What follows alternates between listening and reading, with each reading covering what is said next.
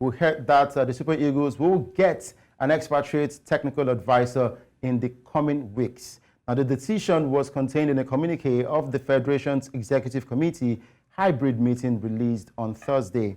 According to the document, the Federation held the meeting on Wednesday to deliberate on important issues in Nigeria football.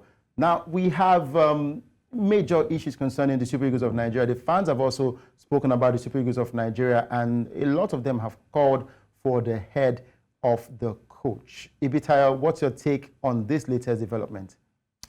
Sadly, the buck stops at the stable. I mean, if they progress, I mean, it's his glory, and if they fail, his head will be called for. Nigerians are very impatient, and yourself and myself will be honest. The last World Cup where we missed out on hits everybody. I mean, let's be honest about that. We haven't started well. First two games against teams we should have run over could only accrue 2 points, and so hence the change. And now the change we've made, we've only accrued 1 point from the next two games. 6 games left, 6 finals left. I think it's better, their train of thought will be, it's better to make that change now. And even if we fail, we would have told ourselves, we would tell ourselves we did make that effort than not make the change and then fail and look as if they just put their hands in their pocket. So they've made the decision they feel it's best for them. But I think my personal opinion, in the first place, it was a knee-jerk reaction to kick out Jose Peseiro, considering the performance from the Nations Cup, how the players, more importantly, seem to respond to him at the Nations Cup. If you recall the finals, rarely would you see anybody blaming any player because we felt that they gave their all during the group stage and we all concluded that fatigue kicked in the final because they had given their all. It's been a long time I've seen the Nigerian national team players give their all, and then we decide we don't need that coaching in. I'm bringing a project we've been working on for a long time in Finidi George, but it looks as if first 2 games, we can't afford to miss out on the next 6 games. All right, so we have ex-international Sam Sodje joining us to share his views on this latest development from the Nigeria Football Federation. Sam, good to have you with us. I know you are on the road, but we need to surely hear your thoughts on everything happening with Nigerian football. Glad to have you with us. Yeah, thank you for having me. Thank you. All right, so the latest development is that the NFF are looking for an expatriate technical advisor for the Super Eagles of Nigeria. Is this coming early or too late? First of all, I want to say that's the right call. I think action needed to be taken, and I think they're taking the action. No disrespect to George Finidi. I don't think he was right for the job. Bless him. I hope he is always going to be a legend. But I think they've done the right thing to change him. So I think we should look forward now. But the main thing now, the NFF has to get the right man in. All right, so talking about the right man, before Finidi was employed as a manager of the Super Eagles of Nigeria, it felt like you didn't have any belief in Finidi, because I also heard you just say some seconds ago that he wasn't the right man for the job. No, they're feeling just they're caring for you to be inspired. I don't think Finidi was technically sound. He's a legend, you know. We always love Finidi, but when it comes to the technical side of sport or football, I don't think he took that he stand a chance. I don't think he's the best. He was the best local manager. So it was definitely not the right choice to get Finidi in at the first place. But right now, I think it's the right thing that they sacked Peseiro. It was definitely right, but getting Finidi in was definitely not the right idea. Now, we talk about Jose Peseiro being fired as a manager. This is one man who took Nigeria to the finals of the Nations Cup held in Cote d'Ivoire, and he was fired, and they brought in George Finidi. And looking at the record from Jose Peseiro and, of course, the former manager, talking about Gernot Rohr, who led Benin Republic to defeat Nigeria. At some point, the NFF said there was no money to employ a foreign manager. Now, do you think that there's enough to pay a foreign manager to lead Nigeria forward? It just shows to you that we cannot afford not to go to the next World Cup. You know, wherever that money is going to come from, we have to do it. We can't afford not to go. We've missed the first one, you know, the last one. Now, it's a really hard task. We've put ourselves in a very tight corner by giving it to Finidi, and now where we are. And it's nothing to do with Finidi. It's not against Finidi. It's about the NFF. I think the NFF has to look more into the technical department of the right thing to do. And I kind of know the kind of manager they need now. We need a manager that will give us an instant performance, instant results, not long-term planning, because that's how it works. We have to be at the World Cup. Simple as that. Now, you talk about the kind of manager that we need for the Super Eagles of Nigeria.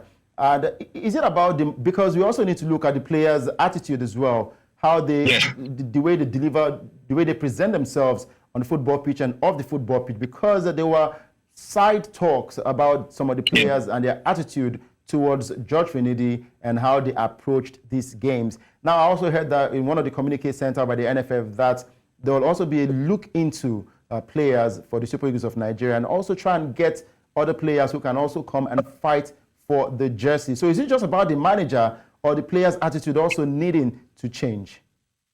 100%.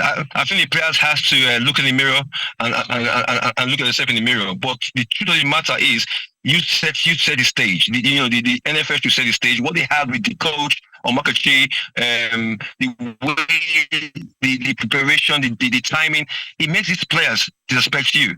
I think the players need to really be looked at. But at the same time, it all depends on how the NFF all plan it out, and the players will all key in. Right now, the NFF are not doing the right thing, so the players don't really think they have to be disciplined. But definitely, the players have to be looked into and have to be blamed as well. All right. I would also touch on Austin Eguavoen. He was the last technical advisor appointed for the Super Eagles of Nigeria. He led the team to the Africa Cup of Nations in Cameroon before resigning after failing to qualify for the Qatar World Cup. His role as a technical advisor, nothing has been said yet, because now the NFF want to appoint a technical advisor.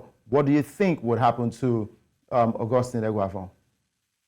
Exactly. We're talking out of what we see outside. We don't really know what goes on at the NFF.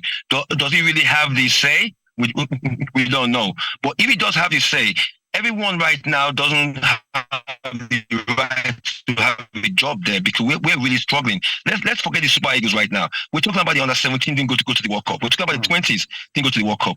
Under-23 missed out on the Olympics, and we're struggling now to qualify. So there's something wrong with Nigerian football at the moment. So anyone in that place should be looking at the job and say, am I doing the right thing? So yeah, we don't know his stand with the NFF, but at the moment, it doesn't look good at all.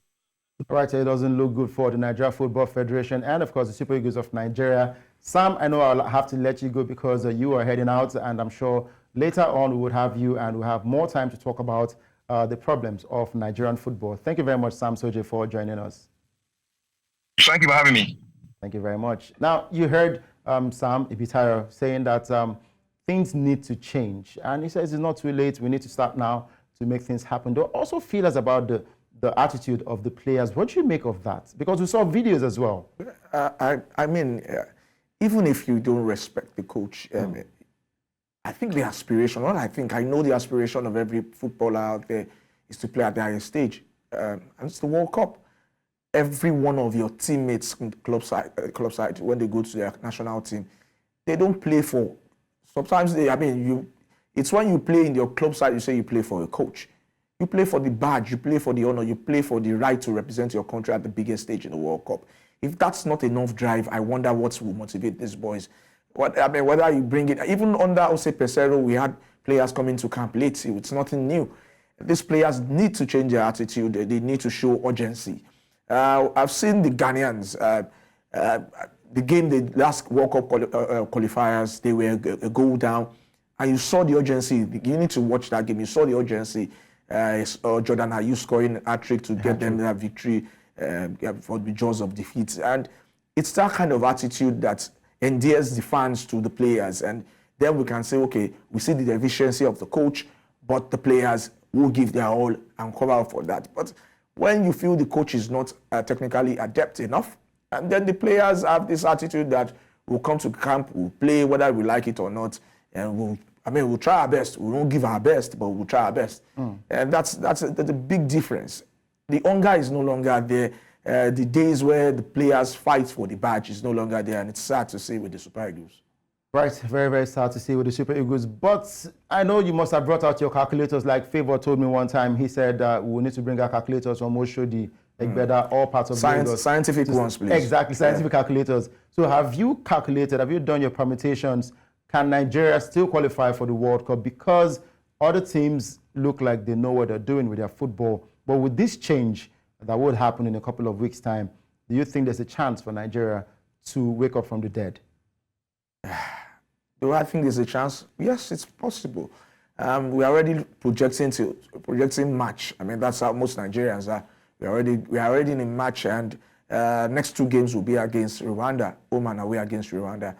You win 6 points against Rwanda.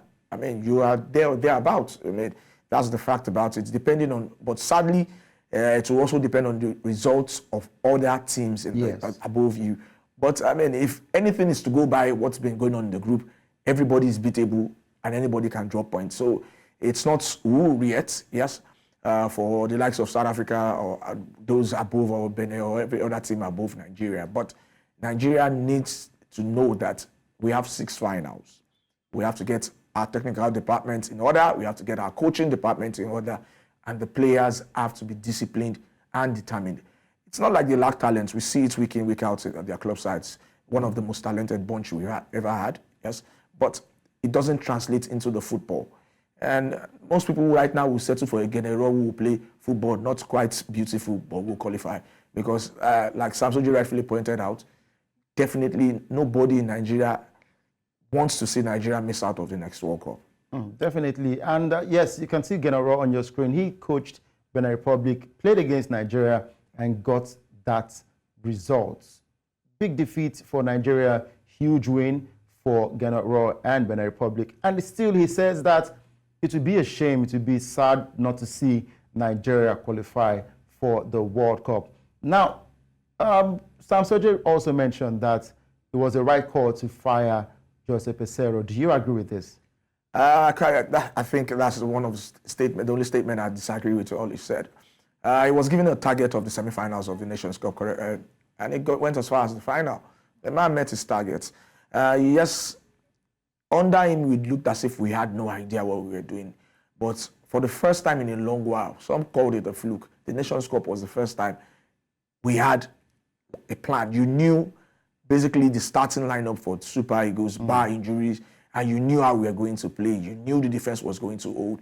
You knew the defensive midfield, the position, would be whoever was playing that would be disciplined. It was first time we looked as if we had a game plan going into games. And now we have gone back to the drawing board. I don't think we have a drawing board any longer. It's drawing sheets. We've used all the boards at the market. We only have drawing sheets now. Now we're back to the sheets, try and something we just started, a project we just started, we've cancelled on that project. The main reason is that we don't start our project when we ought to. The moment we failed to qualify for the World Cup last time around was when this project should have started. Not midway. Other teams are prepared 4 years earlier, and we are trying to catch up with a year left. It will take a miracle, but miracles have been done before. Right, and miracles have always happened when it comes to sports. And just so you know, in that group, in Group C, one team qualifies and the second has to play through the playoffs, and it's more difficult going through the playoffs. So you find a way to just finish up as the #1 team in that group.